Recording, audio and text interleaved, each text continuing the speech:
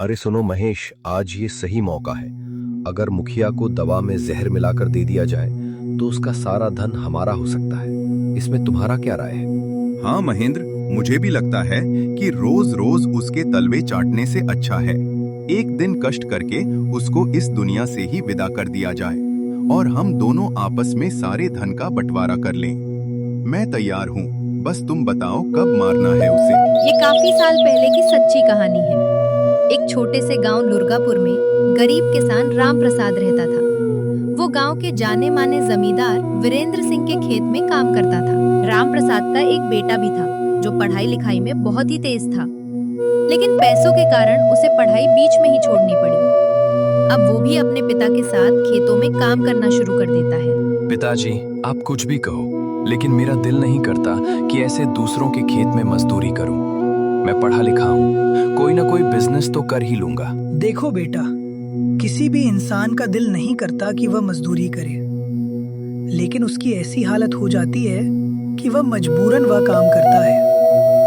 अगर हमारी ऐसी हालत नहीं होती तो क्या मैं तुम्हारी पढ़ाई ऐसे बीच में छुड़वाता? इतना कहकर दोनों लोग खेत की जुताई करने लगते हैं। गरीबी एक ऐसी बीमारी है जो काबिल इंसान को भी अपने आगे झुका कर रख देती है।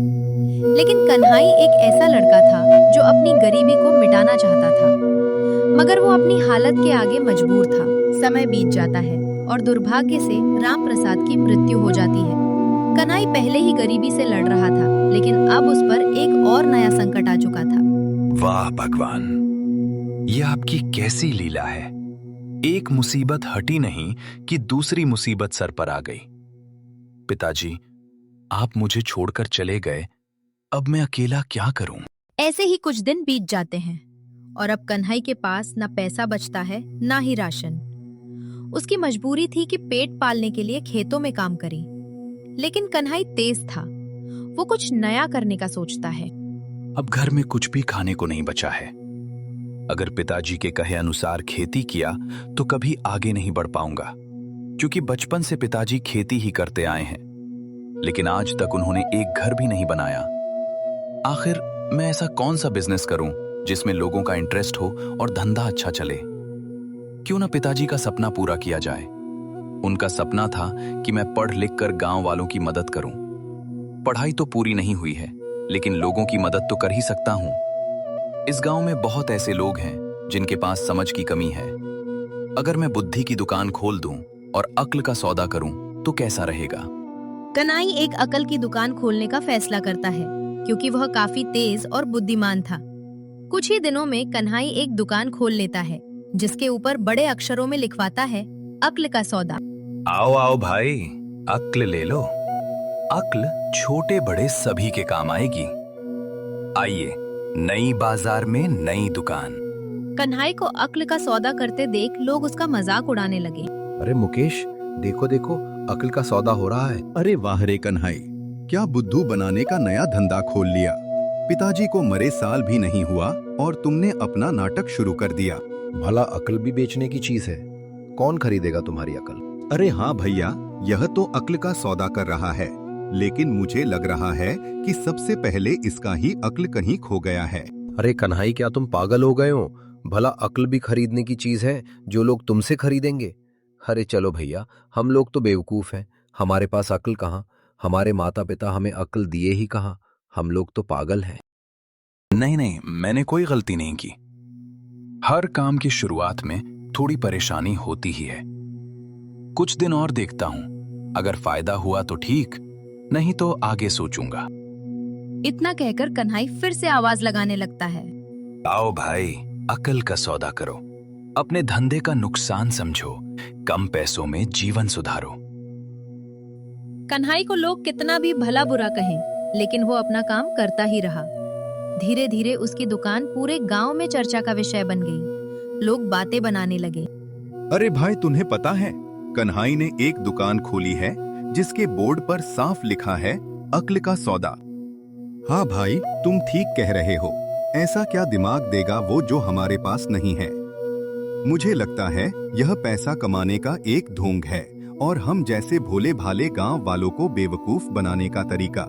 ऐसे ही कुछ दिन बीत जाते हैं। लेकिन कन्हाई की दुकान पर इक्का दुक्का लोग ही आते हैं, वो भी उसका मजाक उड़ाने के लिए। कन्हाई काफी परेशान होता है। हे भगवान, ये आपकी कैसी लीला है।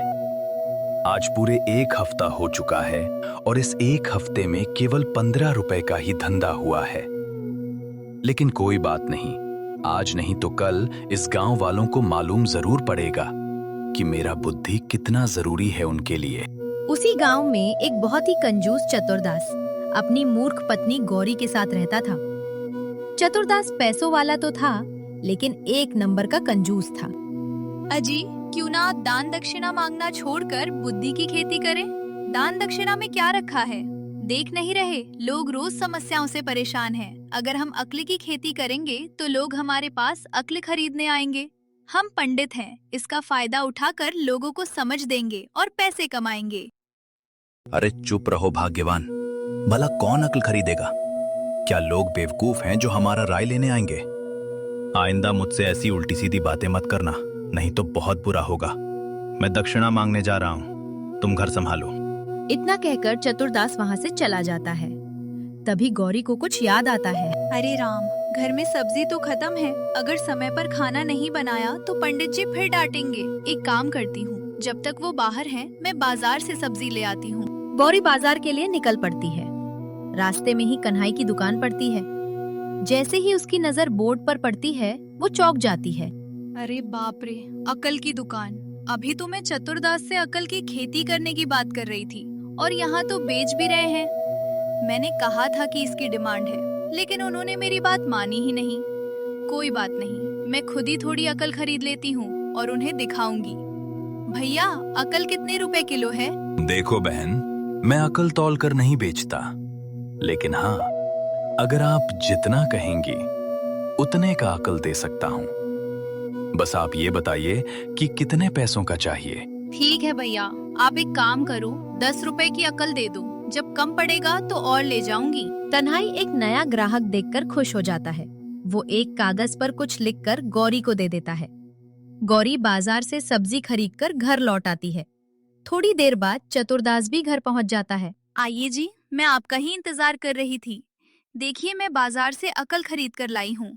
आप कहते थे कि अकल नहीं बिकती, लेकिन लोग बेच भी रहे हैं। चतुरदास हैरान हो जाता है। जैसे ही वो कागज पढ़ता है, उसे गुस्सा आ जाता है। कागज पर लिखा था, 2 व्यक्तियों के बीच लड़ाई हो रही हो तो उसे देखने के बजाय उसे खत्म कराने का प्रयास करना ही सच्चे इंसान की पहचान है। अरे भाग्यवान, ये बात कौन नहीं जानता। तुमने बेकार में 10 रुपए बर्बाद कर दिए। गुस्से में चतुरदास कागज लेकर बाजार की ओर निकल पड़ता है। अरे ओ अक्ल का सौदा करने वाले, तुम्हारी हिम्मत कैसे हुई मेरी पत्नी को बेवकूफ बनाने की? ये अपना कागज का टुकड़ा पकड़ और लौटा मेरे 10 रुपए, वरना मैं बवाल मचा दूंगा कि तुमने मेरी पत्नी को ठगा है। भला कौन नहीं जानता कि 2 व्यक्तियों के बीच लड़ाई हो रही हो तो उसे देखने के बजाय उसे खत्म कराना चाहिए, और ये बुद्धि तुमने मेरी पत्नी को देकर पैसे ठगे हैं। अरे पंडित जी, ये आप कैसी बातें कर रहे हैं? भला 10 रुपए के लिए कोई ऐसा करता है? और मैंने कोई गलत ज्ञान थोड़ी ना दिया है। जैसा पैसा वैसा ज्ञान दिया हूं। और अगर आपको पैसा चाहिए तो आज से आपको ये वादा करना होगा कि जो मैंने आपकी पत्नी को 10 रुपए में ज्ञान दिया है वो इसको नहीं मानेंगी, और 2 लोगों में झगड़ा हो रहा हो तो उसे नहीं छुड़ाएंगी, क्योंकि ये अक्ल मैंने ही दिया है। इसलिए आपको एक पेपर पर लिख कर देना होगा। धीरे धीरे वहाँ भीड़ इकट्ठा हो जाती है और लोग कन्हाई की बात से सहमत हो जाते हैं। अरे हाँ पंडित जी, कन्हाई ठीक कह रहा है, उसने ही यह अक्ल दिया है। अगर आपको पैसे चाहिए तो आपकी पत्नी को झगड़ा छुड़ाने का कोई हक नहीं। अगर आपकी पत्नी ने झगड़ा छुड़ाने की कोशिश की तो कन्हाई के साथ नाइंसाफी होगी और आपका फायदा होगा, क्योंकि पैसे भी आप लेंगे और साथ में बुद्धि भी। नहीं नहीं, ऐसा नहीं होगा। अब आप फैसला कीजिए कि पैसा चाहिए या बुद्धि। सभी गांव के लोग कन्हाई के साथ हो जाते हैं और कंजूस चतुरदास को मजबूरन एक फैसला लेना पड़ता है। ठीक है, मैं लिखकर तो नहीं दूंगा, लेकिन वादा करता हूं कि मेरी पत्नी कभी झगड़ा नहीं छुड़ाएगी। गांव वाले हामी भरते हैं और कन्हाई 10 रुपए लौटा देता है। चतुरदास घर लौटता है। सुनो गौरी, देखो मैं अपने पैसे वापस ले आया और आज से तुम बाजार नहीं जाओगी। अगर कभी बाहर जाओ और किसी का झगड़ा देखो तो रुकना मत, सीधे घर आ जाओ। समय बीत जाता है। एक दिन एक ठेले वाले के पास दो ग्राहक आ जाते हैं। भैया, आप मुझे 1 किलो टमाटर दे दो। अरे पहले मुझे दो, मैं पहले आया। नहीं, मैंने पहले पैसे दिए हैं। दोनों में झगड़ा शुरू हो जाता है। ठेले वाला डरकर भाग जाता है। तभी वहाँ गौरी पहुँचती है। उसे चतुरदास की बात याद आती है, लेकिन वो मूर्खता में झगड़ा देखने लगती है। अरे पंडिताइन, आप गवाह हैं, इसने मुझे मारा है। नहीं, गलती इसकी है, आप मेरा साथ देना। मामला मुखिया तक पहुँच जाता है। मुखिया पंडित के घर संदेश भिजवाते हैं। सुनिए पंडित जी, आपकी पत्नी झगड़ा होते देखी हैं और अब इस झगड़े की गवाह वो बन चुकी हैं। इसलिए मुखिया जी का यह आदेश है कि पंचायत भवन में कल सुबह 9 बजे हाजिर होने का।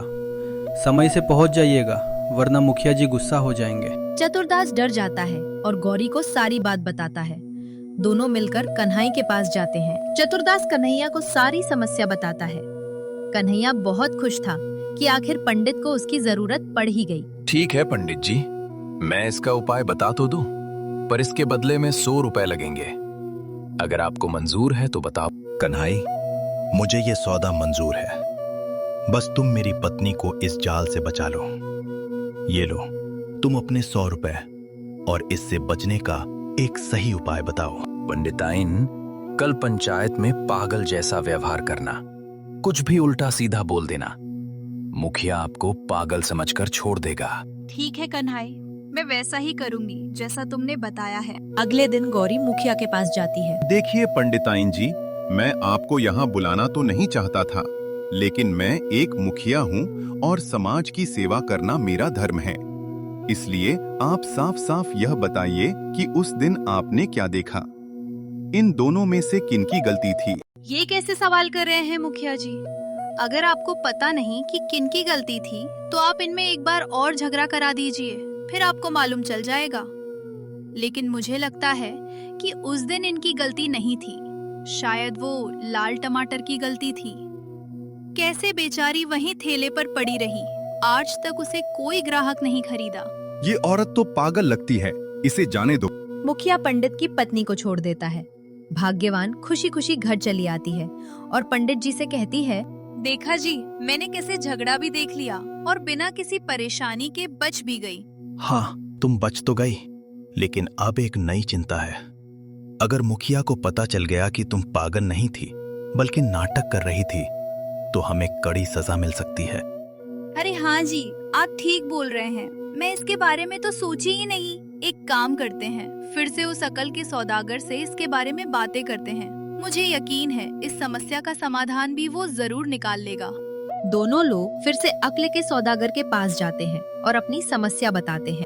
पंडित जी, समस्या का हल भी आपको बता देंगे, लेकिन वो क्या है ना कि मेरा धंधा अभी उतना अच्छा नहीं चल रहा है, इसलिए तरीका अच्छा बताऊंगा तो पैसा भी अच्छा लूंगा। बस ज्यादा नहीं, 200 रुपए लूंगा और इस मुश्किल से आपकी पत्नी को निकाल दूंगा। 200 रुपए सुनकर चतुरदास को झटका लगता है, लेकिन मजबूरी में मान जाता है। सुनिए जजमान, किसी दिन मौका देखकर मुखिया जी को सारी सच्चाई बता देना कि आप उनसे झूठ क्यों बोली थीं। फिर देखना, आप इस समस्या से जल्द छुटकारा पा लेंगे। अगले दिन ही पंडित की पत्नी मुखिया जी के पास जाकर सारी सच्चाई बताने लगती है।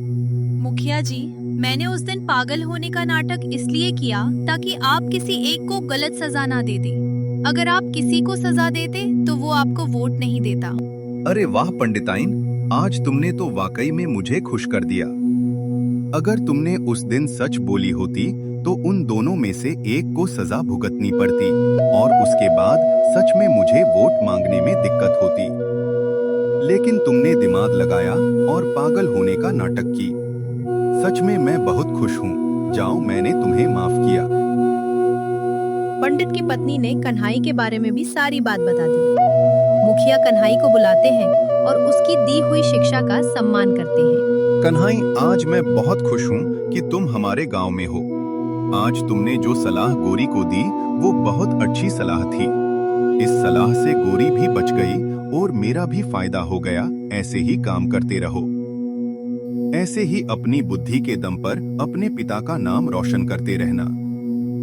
और हाँ, मुझे भी कोई सलाह दे दो जो मेरे काम आए। इस तरह कन्हई ने अपनी बुद्धि के बल पर मुखिया का दिल जीत लिया।